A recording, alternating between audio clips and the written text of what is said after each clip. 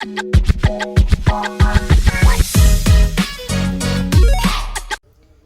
Everyone, welcome to my YouTube channel. मेरा नाम है अंकिता शर्मा। मैं आ गई हूँ एक और नई वीडियो के साथ।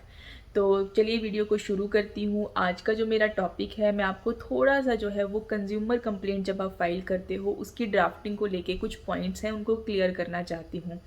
रिसेंटली कंज्यूमर कोर्ट की एक जजमेंट आई है जिसमें कंज्यूमर कोर्ट ने ये साफ साफ बोला है कि कंज्यूमर कोर्ट में जो है वो क्रिमिनल एक्टिविटीज़ वाले या फिर टॉर्टियस एक्टिविटीज़ वाले जो मैटर हैं उनको जो है वो एंटरटेन नहीं किया जाएगा। कंज्यूमर कोर्ट के पास ही जुरिस्डिक्शन नहीं है कि वो उन मैटर्स के साथ जो है वो डील करे।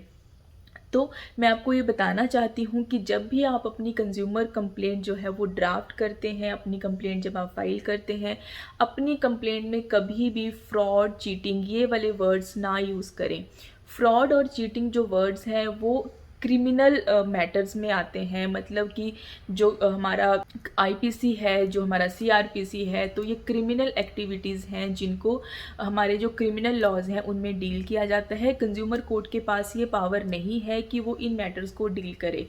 होता क्या है कि डेफिशिएंसी इन सर्विस को जो है वो फ्रॉड और चीटिंग, नॉर्मल पीपल जो होते हैं जिनको लॉ के बारे में थोड़ी समझ कम है और जो अपना मैटर खुद से परस्यू करना चाहते हैं और करना भी चाहिए मेरे हिसाब से, तो उनके लिए थोड़ा सा मैं ये आइडिया देना चाहती हूँ कि आप जब अपनी कंप्लेंट फाइल करते हो तो आप ऐसे कोई भी वर्ड जो क्रिमिनल लॉज में आते हैं उनको यूज़ ना करें, क्योंकि डेफिशिएंसी इन सर्विस और फ्रॉड और चीटिंग इनमें जो है वो डिफरेंस है। डेफिशिएंसी इन सर्विस को कभी भी आप फ्रॉड और चीटिंग के साथ सिमिलर ना समझें। बोलने में हो सकता है कि आपको वो समझ लगे कि हाँ ये सेम ही चीज़ होती है, लेकिन होता क्या है कि जब आप ये फ्रॉड और चीटिंग जैसे वर्ड यूज़ करते हो तो ये मैटर्स जो हैं वो क्रिमिनल के हैं। और अगर आप ये अपनी कंप्लेंट में डाल देते हो वर्ड्स, तो जो दूसरी पार्टी है वो इसी चीज़ की प्ली ले लेती है कि इन्होंने जो मैटर है वो गलत जुरिस्डिक्शन के अंडर डाला है, क्योंकि फ्रॉड और चीटिंग को जो है वो कंज्यूमर कोर्ट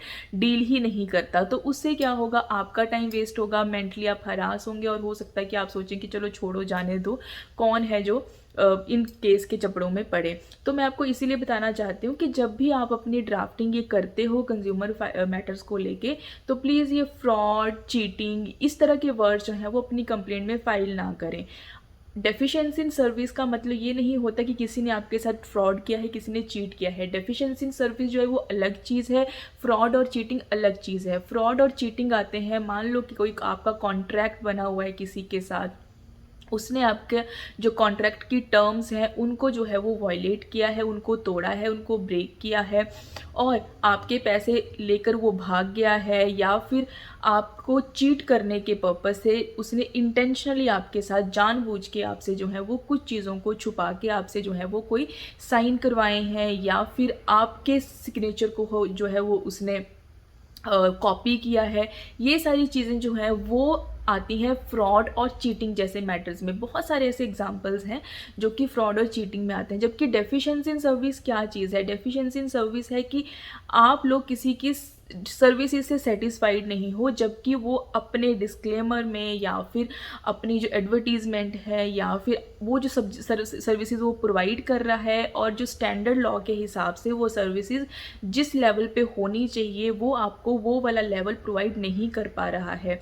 उसमें आपकी लीगल सर्विसेज आ सकती हैं, मेडिकल सर्विसेज आ सकती हैं, या फिर बैंकिंग की सर्विसेज आ सकती हैं, या फिर रेलवे सर्विसेज, ट्रांसपोर्टेशन सर्विसेज। तो इन चीज़ों में जब आपको up to the mark services नहीं मिलती हैं, वो डेफिशिएंसी सर्विस में आती हैं। तो होता क्या है कि अगर आप ये सारे वर्ड्स की आपको तो कंप्लेंट फाइल करनी है और आप ये सब सारे चार्जेस जो है वो उसके ऊपर लगा दोगे, सारे एलिगेशंस उसके ऊपर लगा दोगे, तो कोर्ट के ऊपर एक अच्छा इंप्रेशन पड़ेगा और कोर्ट जो है वो आपका मैटर देखेगी।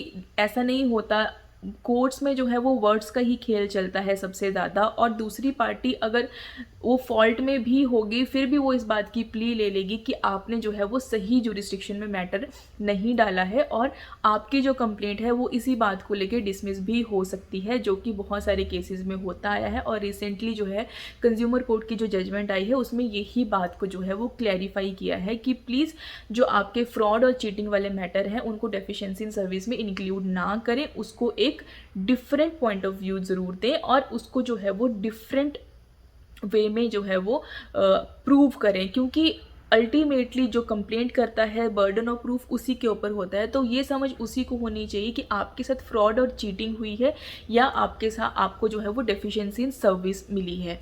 तो आप उस चीज़ का जो है वो ख्याल रखें और उन्हीं बातों को ख्याल रखते हुए अपनी कंप्लेंट जो है वो कंज्यूमर कोर्ट में डालें, ताकि आपको जो है वो स्पीडली जस्टिस भी मिल सके। नहीं तो इन्हीं पॉइंट्स पे जो है वो केसेस उलझे रहते हैं और उसके बाद जो है वो मैटर आपके फेवर में नहीं आता, जिससे आपको डिसअपॉइंटमेंट भी होती है। आपने ऑलरेडी जो है वो लॉस झेला है पहले भी, और अब कोर्ट में आके भी आपको जस्टिस नहीं मिला, जस्ट बिकॉज क्योंकि आपके जो वर्ड्स थे, आपने जो प्ली मांगी थी, आप जो सीख कर रहे थे वो सही नहीं था। तो प्लीज़ इस चीज़ का ध्यान रखें। मुझे लगा मैं आप लोगों के साथ ये बात शेयर करती हूँ ताकि आपकी थोड़ी सी आपको जो है वो इस चीज़ की नॉलेज हो कि अगर कंज्यूमर कोर्ट अगर आप जा भी रहे हो और इन पर्सन अगर जा रहे हो, सबसे ज़रूरी तो यही है कि इन पर्सन अगर जा रहे हो तो आप इन बातों का ध्यान ज़रूर रखें। और आई होप कि आपको वीडियो थोड़ी सी यूज़फुल ज़रूर लगी होगी, और अगर लगी है तो प्लीज़ लाइक करना, कमेंट करके बताना मुझे। और अब मैं मिलती हूँ नए टॉपिक के साथ। आज के लिए बाय बाय।